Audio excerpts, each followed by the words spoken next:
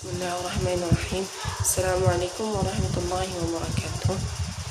Perkenalkan, nama saya Suci Ramadhani. Di sini saya akan menjelaskan atau merangkumkan sedikit tentang penelitian pendidikan. Sebelum saya menjelaskan tentang penelitian pendidikan, di sini saya akan menjelaskan makna penelitian.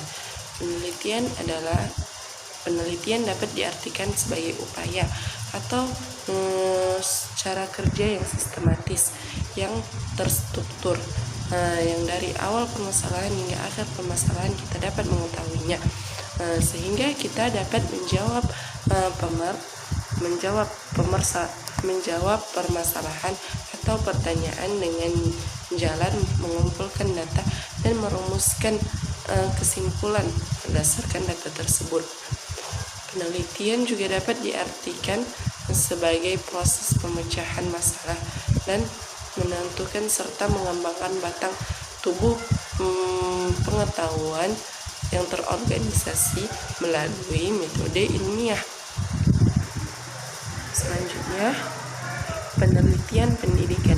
Penelitian pendidikan adalah proses yang sistematis, yang terstruktur.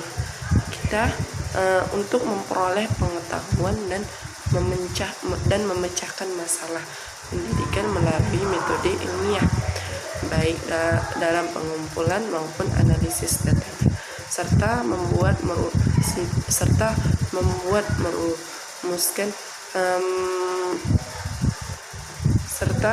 merumuskan kesimpulan berdasarkan penafsiran data tersebut. Selanjutnya kita harus mengetahui apa itu metode ilmiah. Metode ilmiah adalah metode yang menggunakan prinsip-prinsip sains yang seperti sistematis.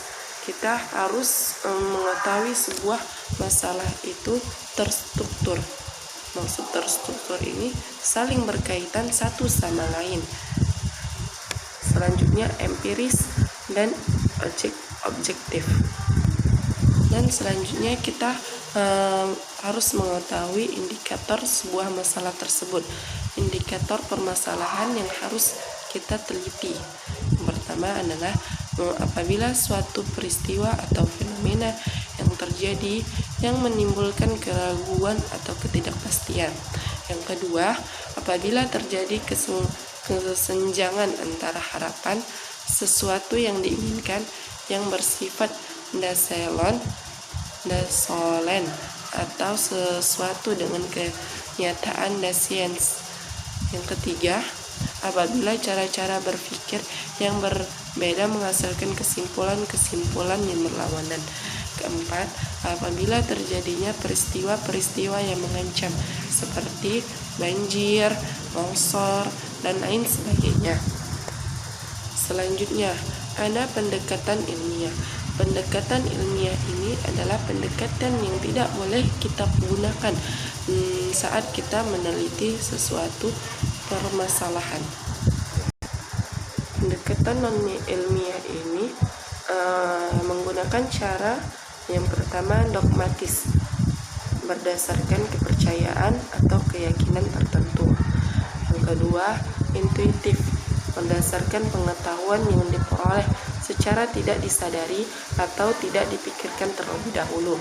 Yang ketiga, ada spekulatif atau coba-coba, syarat terkaan, untung-untungan yang temuannya bersifat kebetulan. Yang keempat, otoritas ilmiah, yaitu berdasarkan pendapat atau pemikiran logis para ahli dalam bidang tertentu. Selanjutnya, kita harus mengetahui kelayakan masalah pendidikan yang untuk diteliti. Yang pertama, bermanfaat bagi peningkatan mutu pendidikan, khususnya proses dan hasil pembelajaran. Yang kedua, mengandung nilai-nilai keilmuan dan pengetahuan ilmiah. Yang ketiga, tersedianya data atau informasi di lapangan. Yang keempat, datanya mudah diukur, diolah, dan ditafsirkan. Dan yang kelima, peneliti memiliki kemampuan untuk menelitinya. Dan selanjutnya, tujuan penelitian.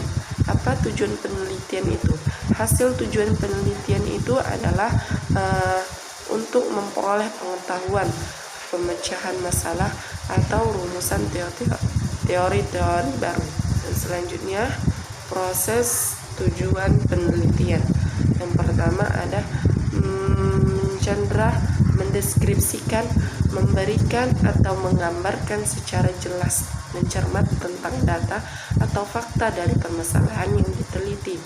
Yang kedua, menerangkan atau eksplanasi kondisi atau faktor-faktor yang mendasari, melatar belakangi terjadinya masalah. Yang ketiga, menyusun atau merumuskan teori-teori, hukum-hukum mengenai hubungan antara faktor yang satu dengan yang lainnya, atau peristiwa yang satu dengan peristiwa yang lainnya.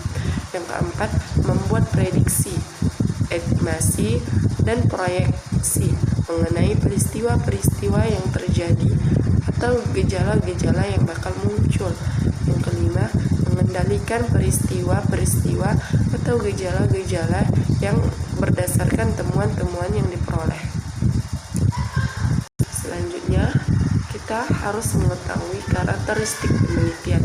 Yang pertama, penelitian merupakan proses yang sistematis.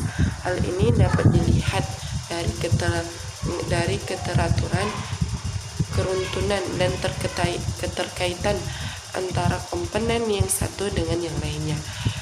Keteraturan seperti dalam penemuan masalah, penyusunan rancangan penelitian, pengumpulan data, pengelolaan data, dan penafsiran data. Dan yang kedua adalah penelitian yang bersifat logis. Data penelitian dituntun prosedur pembuatan kesimpulan yang cermat. Untuk itu diperlukan kemampuan logika yang memadai. Yang ketiga, penelitian bersifat empirik.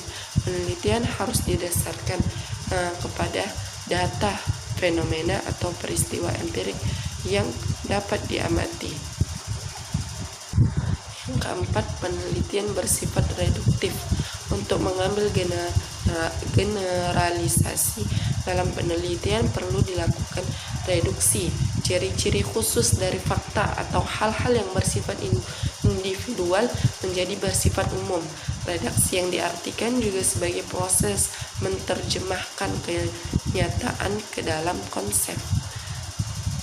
Kelima, penelitian bersifat replikatif atau dapat diulangi dan transmittable atau dapat dialihkan. Hasil penelitian pada umumnya dicatat secara lengkap, baik masalah, prosedur, maupun hasilnya. Oleh karena itu, penelitian dapat dikaji ulang, baik oleh peneliti yang sama maupun oleh peneliti yang lain. Keenam, penelitian bersifat objektif. Maksudnya adalah bahwa penelitian harus berusaha menghilangkan pengaruh subjektif atau prasangka atau emosi pribadi dalam mengambil kesimpulan dan generalisasi. Selanjutnya ada klasifikasi jenis penelitian. Yang pertama, dilihat dari sudut data yang diperoleh. Penelitian dapat dikelompokkan ke dalam penelitian kuantitatif dan kualitatif. Kedua, dilihat dari sudut penerapan hasil.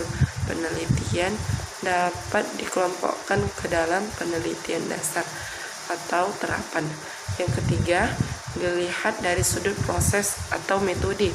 Penelitian dapat dikelompokkan ke dalam penelitian historis, deskriptif, eksperimen, korelasional, tindakan, kasus, dan perkembangan. Mungkin cukup sekian penjelasan dari saya atau pemaparan dari saya. Lebih dan kurang saya mohon maaf kepada Ibu. Saya mohon maaf.